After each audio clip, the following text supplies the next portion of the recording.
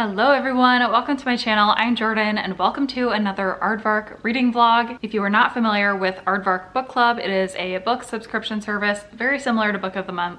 I have done one reading vlog like this already, so I will link that one below if you would like a little bit more information on the service itself. But we're just gonna go ahead and get into it because I've got a lot of Aardvark books piling up that I need to get read. Important disclaimer is I am not sponsored by Aardvark. I am a regular member. I pay for my membership every month.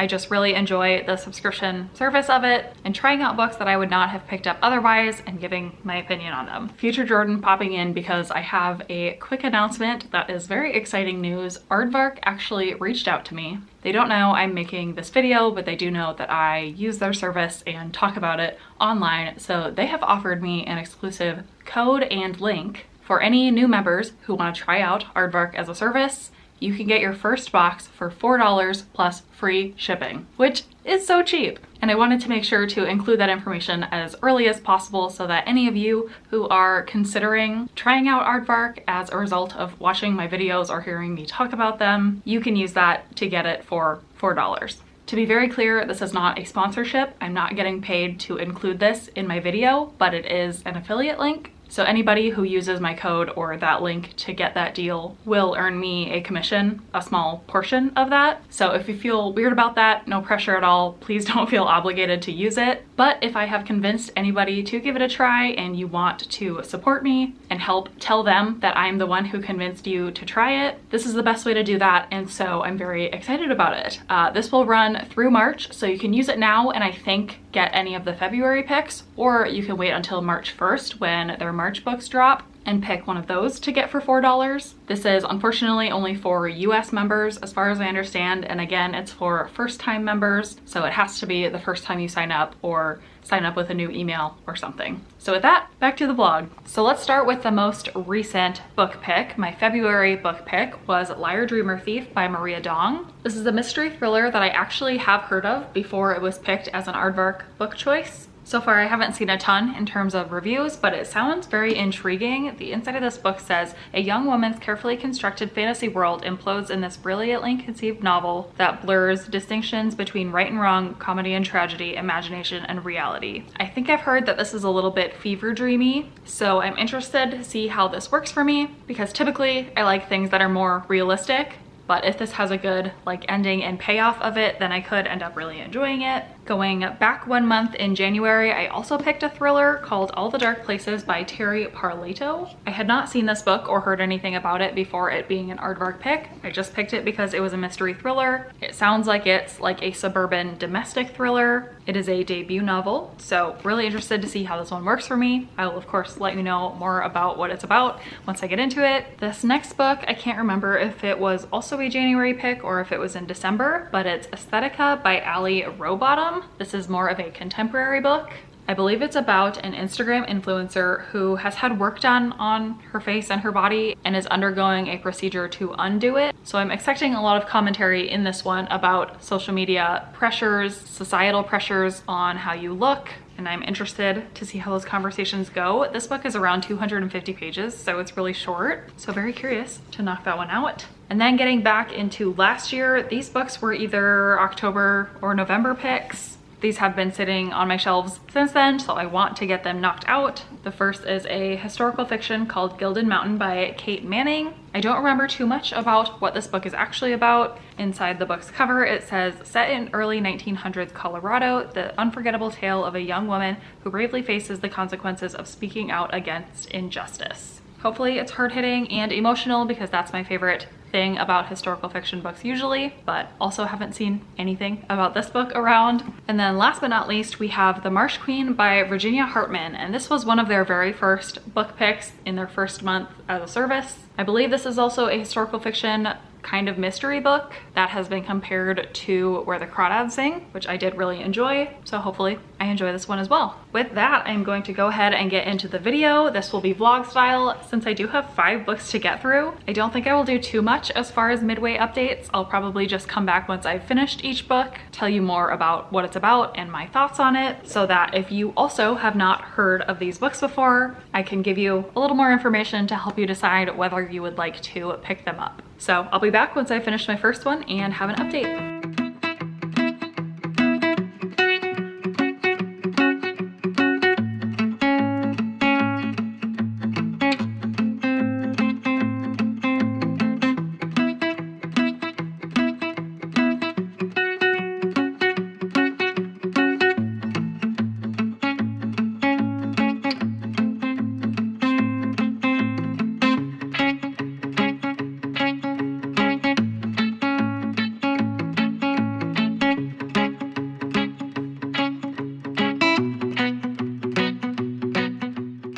Hello, I am back with my first update because I have finished my first book.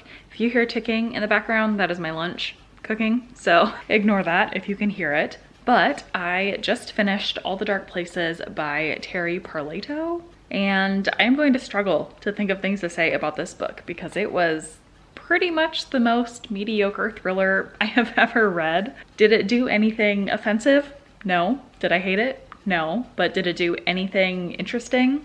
Also no. This is about a woman who wakes up one day and walks downstairs in her house and she finds her husband dead, and it appears as though he's been killed. So she obviously calls the police. They start looking into it, and it's all about her figuring out what happened to her husband and figuring out if she's at risk, if someone is also going to come after her, or what her husband was involved in. Basically all of that. We also get a detective point of view of this woman who works on the police force and is trying to solve the case. This book is very domestic in nature. They live in this neighborhood, and the night before the incident, they were having this party with a bunch of their neighbors. So there's a lot in this book about like those dynamics between the neighbors and the families, and it's very typical in like finding out people are cheating on each other and people have secret pasts and like all these interconnected secrets that I personally just don't find that interesting. And the majority of this book until right towards the end is pretty mystery heavy and not so much thrillery. So I was pretty bored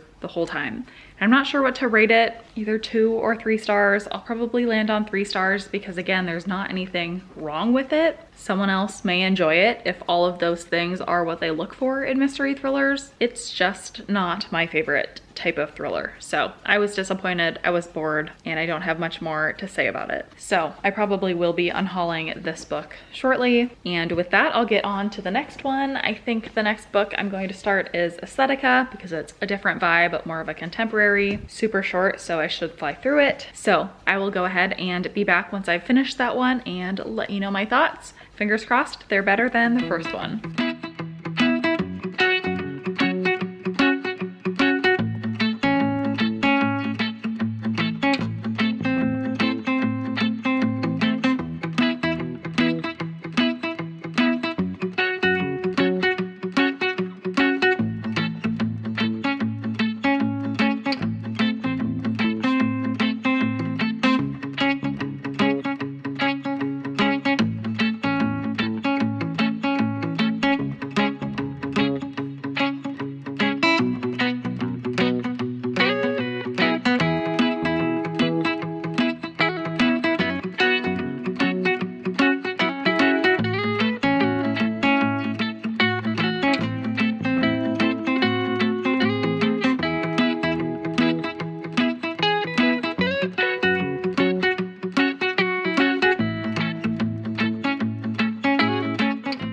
Hello everyone, I have some updates. You don't often see me with this view, but this is my very glamorous home office, and I have been working a lot lately. Work has been very busy, but while I've been working, I have been able to listen to audiobooks. So I actually have 2 updates because I've finished 2 books since my last check-in. So the first book I actually finished yesterday. I finished Aesthetica by Ali Rowbottom. This book is set in the not too distant future where social media is very much still a thing. A lot of societal pressure to look a certain way, especially for influencers. And this book follows a woman who, at the time we're following her, she's in her late 30s or early 40s. But when she was a teen and in her 20s, she rose to success really quickly as an influencer. As a result of societal pressures, she ended up getting a lot of work done on her body and her face, plastic surgery, Botox, other procedures. And through the start of this book, we see a lot about how she went through all of that and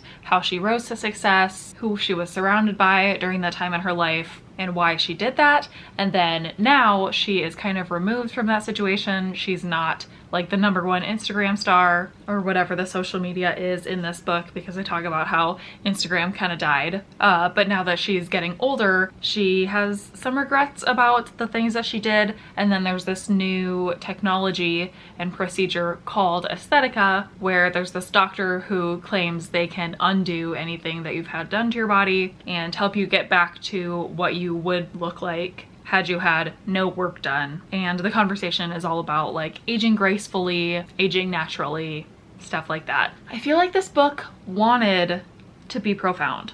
It wanted to have really good conversations about all of these topics, which are super timely for the world we live in right now. But for some reason, the whole time I just felt really disconnected with this character. She didn't feel like a real person. And I don't know if it's because I don't share some of the opinions that she has, or just because I am a little bit removed from that whole social media world. Like, obviously I am on social media, but I feel absolutely zero pressure to change myself or how I look to fit some norm that I'm seeing on the internet. I have no intention of surgically or medically changing my appearance to further my career. And I don't feel like you should have to be able to connect with a character in a book like this, but I don't know. I just feel like this book didn't say anything that's not already part of the conversation. And it's so short that I wonder if that's why. Like, it just had to hit the plot points and didn't leave much room for discussion, but there really actually wasn't that much plot in here, so I just don't know. I was just disappointed by this, left with a very unsatisfied feeling,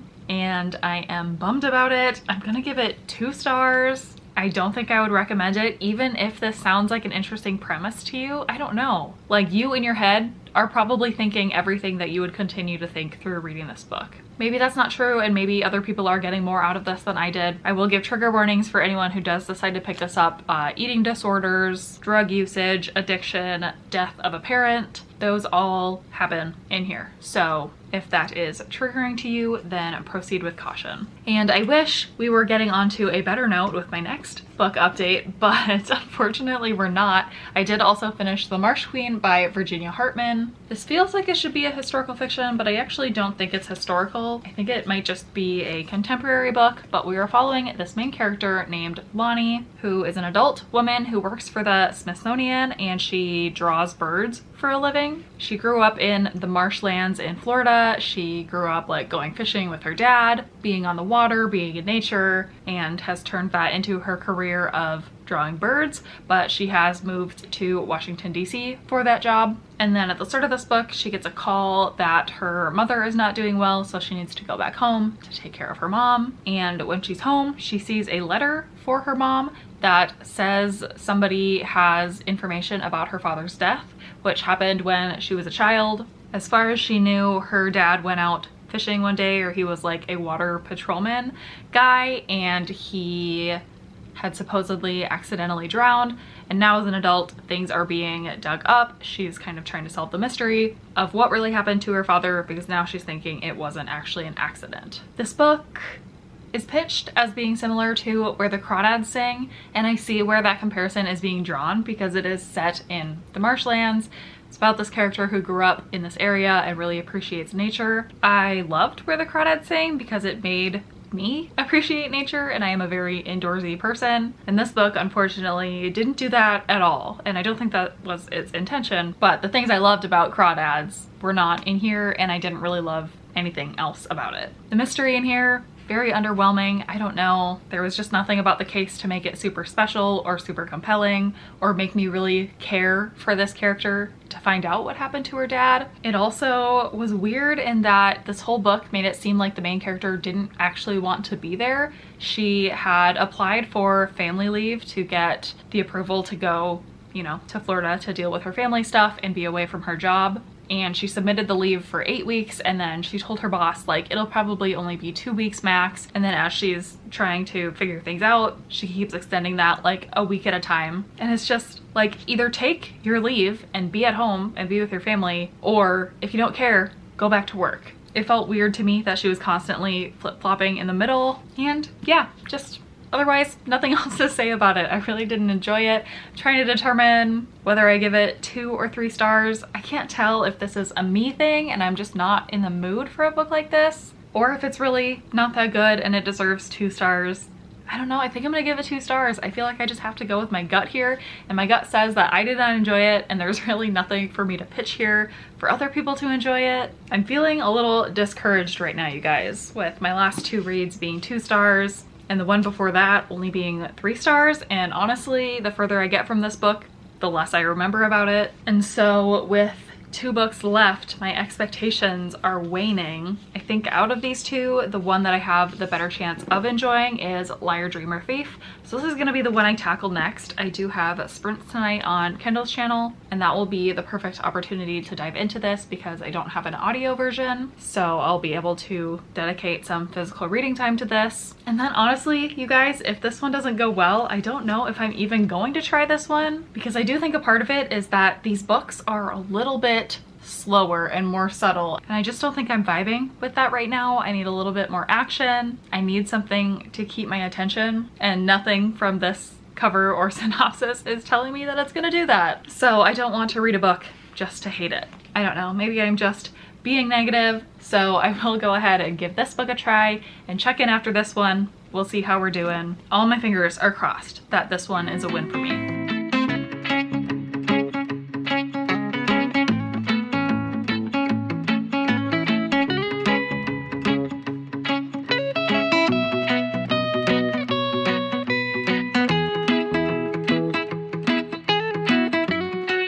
Alrighty, I am back with an update because I finished Liar, Dreamer, Thief. And I'm so happy to say right off the bat, this went way better than all of the other books so far. From the very start of this book, I was hooked. It starts off with this really weird, like ominous vibe. You're not really sure about our main character. You're not sure where the story's gonna go, but I was into it. This is about our main character named Katrina, who is kind of just trying to get by in life. She's got like an entry-level job, she's got an apartment with a roommate that she met online, she is not on good terms with her parents, and she also suffers from mental health issues, and it's really not ever called out in here or spelled out or diagnosed that it's OCD, but she appears to have a lot of obsessive compulsive tendencies, and she calls them rituals, or things where she has to take exactly 11 steps when walking out of a room, or she draws 11-sided shapes on doors to like protect herself. If she's setting something on a shelf, she has to take it off and set it back on it a certain number of times. So this makes it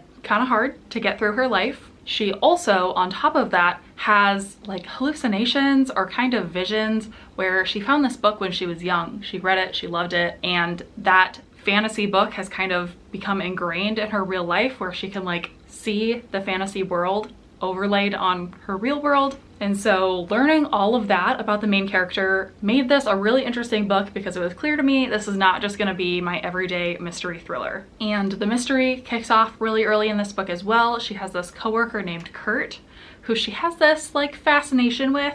It's not really a crush, but she can't help but watch him and see what he's up to. And then something happens to him where he disappears. And so she's trying to find out what happened. And it's just very intriguing. I was hoping this was going to be an all-time favorite because something that I really liked about the book was the insertion of these different geometric shapes. They're all shapes that have 11 sides, but they look different. So we get like background about these types of shapes and geometry, and I'm a math person, so I really liked that. So again, just everything about our main character and her rituals were super intriguing to me. Unfortunately, by the end, it's not an all-time favorite book. I'm gonna give it 4 stars because the mystery and how it wrapped up and how everything was revealed, I wanted a little bit more from it. It wasn't that surprising, but the rest of it and my entire reading experience, I really, really enjoyed. This book actually reminded me of a combination between Rabbits by Terry Miles, which is a book all about like coincidences in life and noticing patterns and solving puzzles, which felt like it had a piece in here, combined with The Maid by Nita Prose, which is more of a cozy mystery with another neurodivergent main character who has really good intentions but has found herself in the middle of this really bad situation and trying to solve this mystery. So those 2 books combined made this book. I also gave those 2 books 4 stars, and I'm giving this one 4 stars. So clearly those are all things that really work for me. And so I'm really happy that I enjoyed this one and can recommend it. And I hope that other people who pick it up have similar reading experiences to me. So with that, I think I am going to end this video. I did not get to Gilded Mountain, but I think I'm gonna save this one. I'm not gonna unhaul it. I still will read it someday. I just don't think I'm in the mood for a slow historical fiction at the moment. And it's strange because I am not at all a mood reader. I'm very TBR focused and driven, but I don't think I'm giving myself the best chance of enjoying this book when I really could, because I do like hard-hitting historical fiction with like a message, and I think this is gonna give that to me. But not right now. So I will save this for a future TBR, potentially a future video. Please let me know if any of you are specifically interested in historical fiction. I know I have friends and viewers who do like it. I just don't know if it's a majority or if a lot of people would skip over this book's review. So just let me know if I should include it in a vlog in the future or if I should just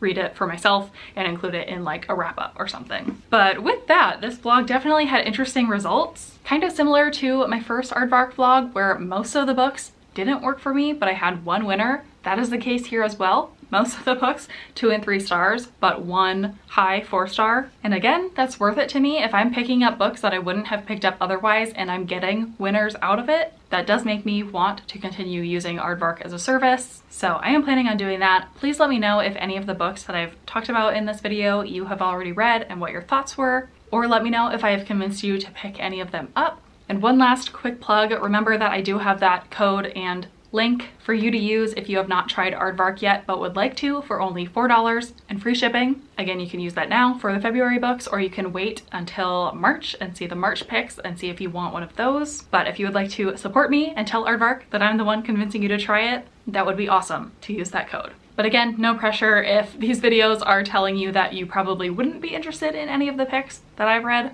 then that's cool too. That's why I'm making these videos, to be honest, and to help other people make decisions about what books to purchase and read. So other than that, I don't think I have anything else. So thank you so much for watching this video, and I will see you in my next one.